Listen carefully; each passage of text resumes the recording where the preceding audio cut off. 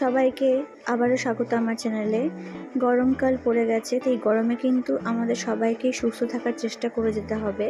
তো এই গরমের জন্য আমি আজকে করলার রেসিপি শেয়ার করছি, যার জন্য নিচ্ছি আমি করলা আর কুমড়ো কাট করে নিয়েছি। আর এখানে নিচ্ছি ডালের বড়ি, মুসুর ডালের বড়ি যখন প্যাকেটে কিনতে পাওয়া যায় সেটাই আমি ব্যবহার করছি। তো দেখুন, তেলের মধ্যে আমি ডালের বড়ি একটুখানি হাই ফ্লেমে ভেজে নেব।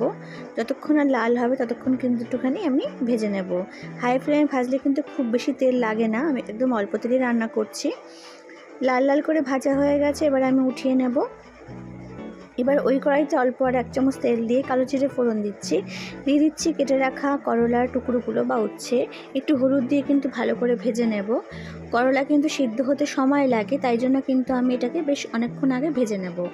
তো দেখুন, করলাগুলো কিন্তু বেশ সুন্দর একটু লাল লাল করে ভাজা হয়ে গেছে, 80% মতন কুক হয়ে গেছে। এবার আমি এর মধ্যে কেটে রাখা আলু আর কুমড়ো টুকরোটা দিয়ে দেবো। আর কিন্তু কোনো সবজি এর মধ্যে ব্যবহার করছি না, একদম সিম্পল রান্না, করলা কুমড়ো আলু আর বড়ি দিয়ে রান্না করব এটা।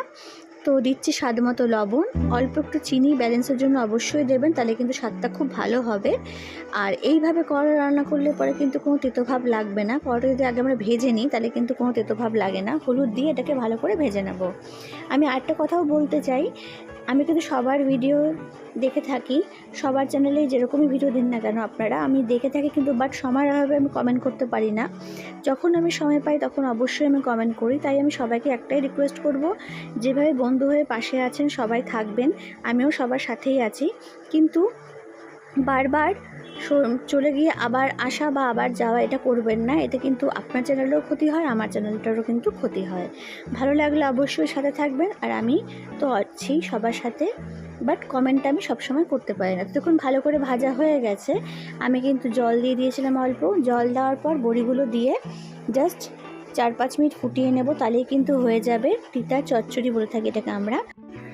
করলাগুলো তো আগেই প্রায় সিদ্ধ হয়ে গেছিলো, আর ভাজতে ভাজতে আলু কুমড়োটাও সিদ্ধ হয়ে গেছে। তার 4-5 মিনিট একটুখানি গ্যাসের ফ্লেমটা কমিয়ে ফুটালেই কিন্তু রেডি হয়ে যাবে তিতার চচ্চড়ি বা উচ্ছের চচ্চড়ি। দেখুন, জলটা কিন্তু শুকিয়ে গেছে, গা মাখা মাখা হয়ে গেছে।